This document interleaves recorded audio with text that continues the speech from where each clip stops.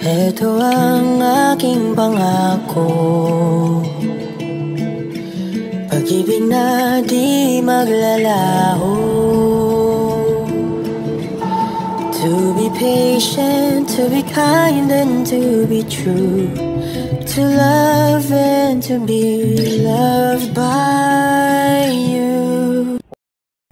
Ay, yura, Donay Pangilinan, tinanong si Bel Mariana off-cam kung sino sa mga naging ladies niya ang pinakagusto niya at bakit.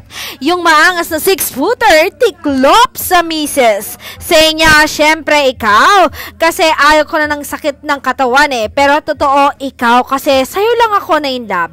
Nakita ko ang love, happiness, and future sa'yo.